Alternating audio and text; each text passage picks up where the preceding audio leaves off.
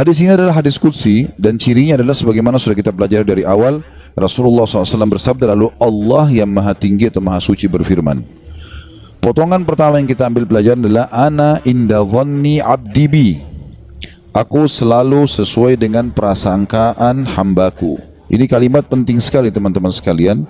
Selalu dengan prasangkaan hamba. Jika dia berprasangka baik kepadaku, maka dia mendapatkan kebaikan itu. Dan jika dia berprasangka buruk, maka dia akan mendapatkan keburukan.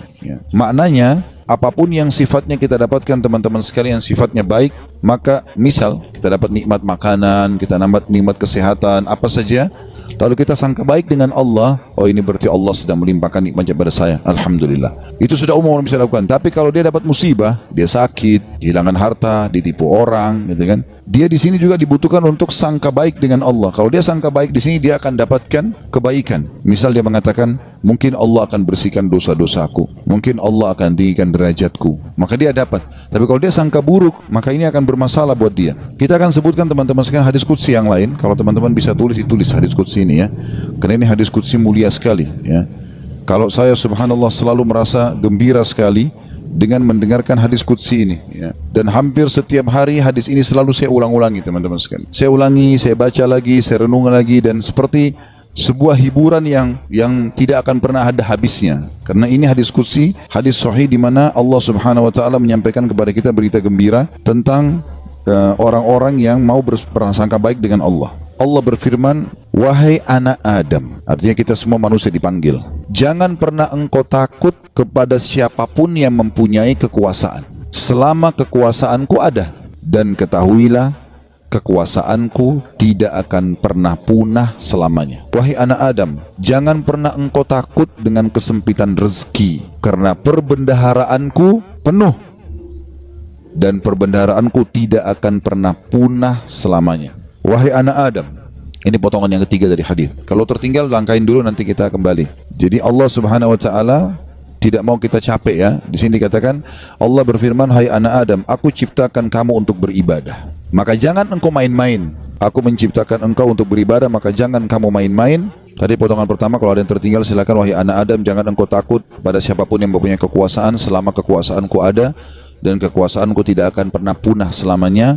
Kemudian potongan kedua, wahai anak Adam, jangan pernah engkau takut dengan kesempitan rezeki, sedangkan perbendaharaanku penuh dan perbendaharaanku tidak akan pernah punah selamanya. Wahai anak Adam, aku ciptakan untuk beribadah, maka janganlah engkau main-main, dan aku tentukan rezekimu, maka tidak perlu kamu capek. Tentu anggota tubuh kita bergerak, hati kita bertawakal ya.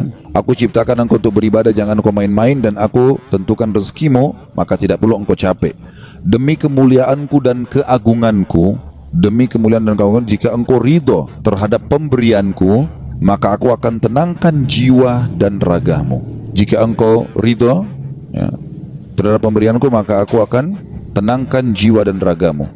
Jika engkau tidak ridho dan engkau akan mulia di sisiku, Jika engkau tidak ridho, tadi ya, demi kemuliaanku dan keagunganku, jika engkau ridho dengan pemberianku, maka aku akan membuat jiwa dan ragamu tentram, dan engkau akan mulia di sisiku.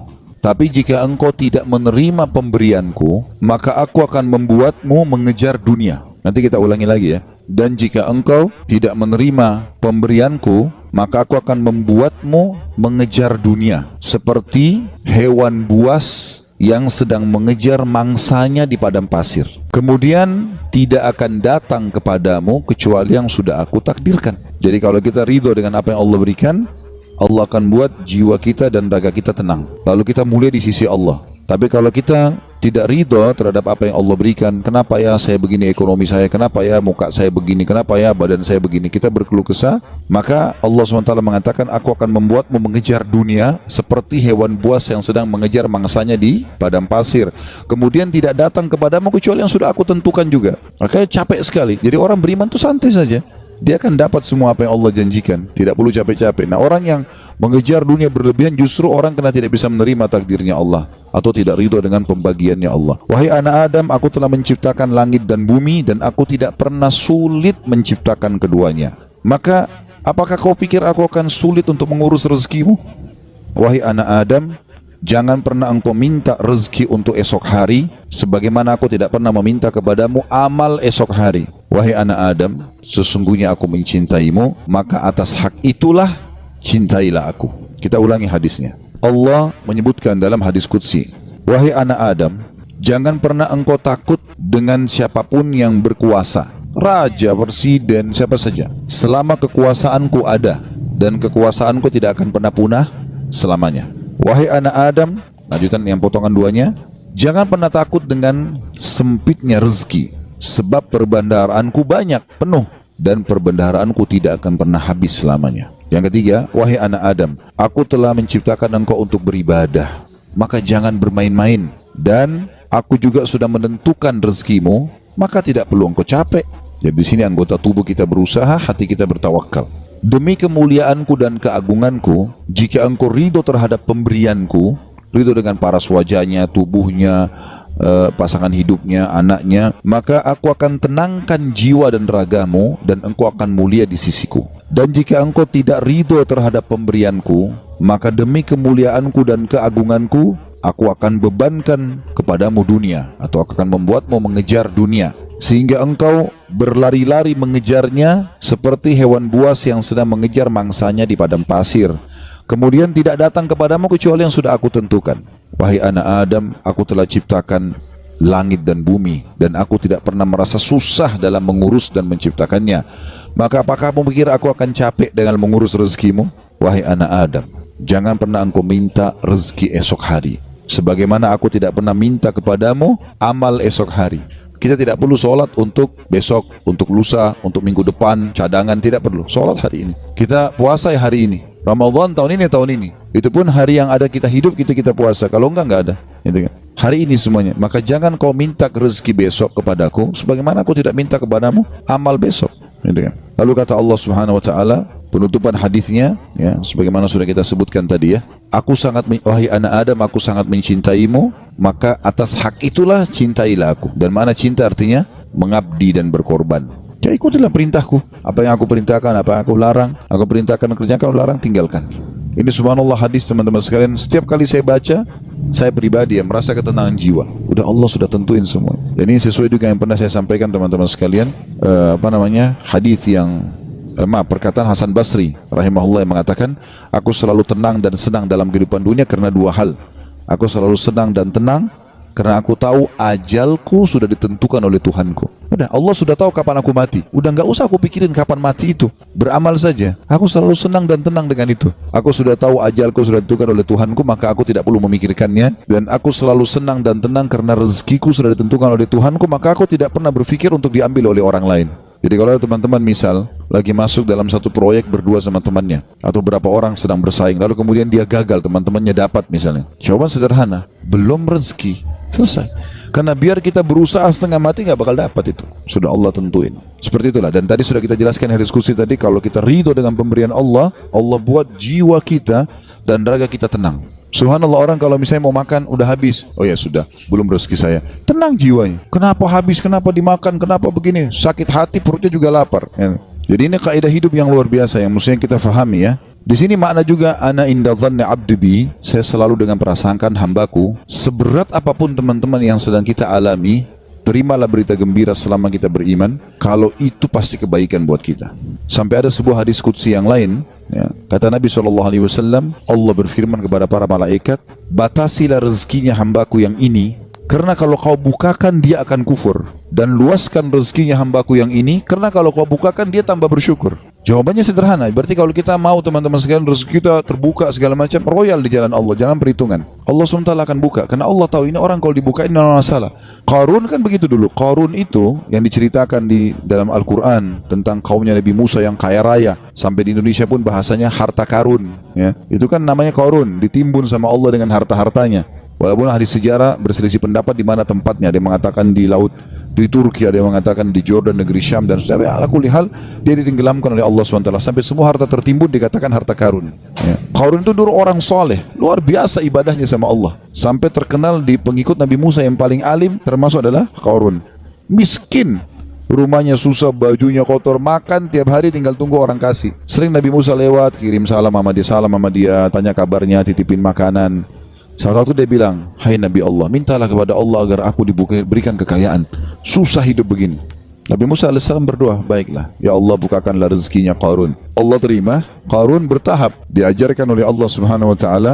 Tiba-tiba Nabi Musa alaihissalam berikan dia sedikit emas, ya, kemudian dia transaksikan, terus dia tertarik dengan emas itu. Dia mulai belajar bagaimana cara mengelolanya emas, sampai pelan-pelan dia punya kios kecil. Lama-lama sampai dia punya produksi emas terbesar pada saat itu. Menjadi orang kaya raya. Udah nggak sholat lagi, udah nggak zikir lagi, ya. Udah mulai sombong, jalan di pinggir jalan sampai kereta kencananya semua pakai emas. Kemudian Nabi Musa alaihissalam utus orang-orang untuk ngumpulin zakat mal, dia nggak mau kasih. Lebih parah daripada itu, dia mengajak kaumnya dan membiayai mereka untuk memerangi Musa alaihissalam. Sampai akhirnya Musa alaihissalam berdoa agar Allah tenggelam dengan harta-hartanya semua. Jadi subhanallah, Allah itu memberikan dan Allah mengenahan, itu Allah tahu tentang kita. Ya ibaratnya seperti misalnya anak kita. Kita tidak bahasakan Allah punya anak. Ta'ala Allah, ya. Allah Maha Suci dengan Maha Tinggi masalah itu. Tapi ini Ibnu Qayyim rahimahullah memberikan contoh perumpamaan orang yang belum dikasih oleh Tuhannya Allah, perumpamaan seperti seorang anak yang sedang meminta izin dari orang tuanya untuk melakukan satu perbuatan atau berteman dengan seseorang. Misal bapak ibu punya anak mau berjalan sama teman-teman, kita tahu teman-temannya narkotika, orang rusak. Padahal anak ini tidak ngerti, dia bilang ibu ayah izinkan saya. Kira-kira bapak ibu mau izinkan? Kalau kita pakai akal sehat kan nggak mungkin. Kita tahu anak ini walaupun dia mau, dia senang, dia gembira, dia akan rusak nanti. Kita nggak akan kasih, apapun risikonya. Ibnu Qayyim rahimahullah berikan perumpamaan seperti itu. Ada orang merengek-rengek sama Allah, Allah belum kasih. Allah lebih tahu, gitu kan? Ini hambaku ini kalau saya kasih, dia masalah nanti. Ada orang begitu subhanallah. Mungkin contoh kasus, ada orang anaknya meninggal masih kecil. Baik, mungkin dia merasa sedih. Tapi subhanallah bisa saja mungkin anak itu kalau besar buat masalah buat dia. Kita nggak tahu. Walaupun menurut kita mungkin tidak. Kan itu terjadi di kisahnya Nabi Khidir, ya kan? Dalam surah Al-Kahfi disebutkan, waktu Nabi Musa alaihissalam jalan sama dia, ada anak kecil jalan langsung dibunuh oleh Nabi Khidir. Nabi Musa bilang, kenapa kau bunuh anak kecil, nggak ada dosanya nih. Kata Nabi Khidir, kan saya sudah bilang, syaratnya kau belajar sama saya, jangan tanya sampai saya jelasin. Tapi yang jelas, Nabi Musa bertanya waktu itu, ringkas cerita, nanti akhirnya Nabi Khidir ceritain. Gitu kan? Nabi dia bilang, anak itu sudah ada berita dari Allah. Kalau anak ini kalau besar, dia akan durhaka sama orang tuanya. Sementara orang tuanya ini adalah orang saleh, orang baik. Si ayah sama ibu ini orang baik. Maka Allah menyuruh aku membunuhnya. Aku pertama utusan Allah. Kalau aku bunuh, aku tidak berdosa. Itu anak ini meninggal belum balik, berarti dia juga masuk surga. Orang tuanya digantikan oleh Allah anak yang soleh. Hamil lagi ibunya setelah itu. Kemudian melahirkan anak yang soleh. Kita tidak tahu rahasia Allah. Maka berprasangka dengan Allah baik ini penting. Apapun sifatnya teman-teman. Apapun sifatnya. Saya ketemu dengan seorang pengusaha di Surabaya habis tabligh akbar itu hari. Datang kepada saya, Ustaz, di antara teman-teman saya orang yang bisa dikatakan di antara mereka kelasnya yang paling alim lah saya. Artinya di antara ibadah segala macam, teman saya masih ada yang lalai sholat segala. Saya alhamdulillah azan ke masjid, urus ibadah lah gitu kan. Masuk ke satu proyek, semua dapat kecuali saya, Ustaz. Bagaimana memahami? Hati saya masih pegel nih gitu. Saya jawab, itu belum rezeki antum. Dan bisa bahaya, mungkin saya kalau antum masuk malah jadi masalah. Bersangka baik sama Allah. Sudah, orang mukmin itu seperti kalau jalan ke satu tempat, antum lagi jalan ke dalam gang, ketemu sebuah jalan yang buntu. Apa yang harus dilakukan?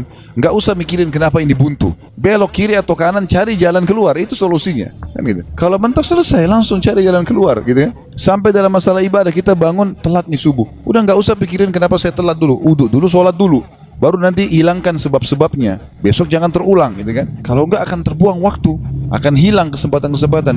Dalam kaidah agama dikatakan, apa yang tidak bisa dijangkau semuanya, jangan hilang sebagiannya. Kalau kita enggak sempat sholat sunnahnya, minimal wajibnya jangan sampai kehilangan. Kita masuk ke masjid, banyak orang begitu. Kadang-kadang dia masuk masjid, sholat duhur misalnya, kayak kita sebentar mau duhur ya. Dia sholat misalnya, dia masuk masjid, dia lihat imam ini sudah bangun dari ruku, sami Allah liman hamidah. Nunggu kenapa dia mau tahu ini rakaat terakhir atau bukan? Kalau rakaat terakhir sudah ditunggu aja sampai salam, baru dia sholat sendiri. Keliru ini akhi. Tetap lebih utama sholat pertama. Kata para ulama, walaupun tahiyat terakhir di jamaah pertama lebih afdal daripada jamaah kedua walaupun dia di saf pertama. Walaupun itu sudah terakhir. Takbir duduk tahiyat sama mereka. Berapa banyak orang yang tidak paham masalah ini. Yang tidak bisa didapat semuanya, jangan kehilangan sebagiannya. Itu kaidah. Harusnya begitu. Apa saja teman-teman sekalian. Subhanallah, saya pernah punya teman orang Senegal dari Afrika dulu waktu masih di Madinah. Teman saya di sebelah duduk di sebelah saya. Dia mungkin telat masuk kuliah 3 bulan gara-gara pengurusan visanya berangkat gitu. Tapi subhanallah cum laude anak itu. Dia datang duduk di sebelah saya. Mulai masuk hari itu, saya kan nulis juga apa yang dosen bilang. Saya ikutin apa yang dosen bilang, saya tulisin. Anak ini begitu masuk sudah 3 bulan. Udah banyak lembaran pelajaran yang ketinggalan, mungkin ada 40-50 lembar tulisan yang sudah ketinggalan. Tapi dia mulai hari itu teman-teman sekalian, dia langsung tulis. Mulai masuk hari pertama, dosen pertama, dan sampai masa ujian terus saja dia nulis. Saya sempat tanya dia waktu dia mulai nulis, "Akhi, bagaimana ente nulis, kan ada yang ketinggalan?" Dia bilang, "Gak apa-apa, saya tulis sekarang, nanti itu nyusul. Sekarang ini dulu saya tulis." Dan betul, ternyata setelah mendekat ujian, yang dia tulis berisi kurang lebih 70%, yang tertinggal 30%. 30% itu disusul sama dia, diambil tulisan teman-teman yang sudah ada baru disusulin. Jadi yang tidak bisa dijangkau semuanya, jangan kehilangan sebagiannya, kan gitu. Ada orang begitu, subhanallah, ya. Lewat waktu sholat duha sudah kepepet, sudahlah nggak apa-apa, nggak usah deh, besok aja. Jangan, sekarang, walaupun cuma 2 rakaat, gak ada masalah. Jangan kehilangan semuanya. Maka itu kejelian dalam memahami itu, teman-teman.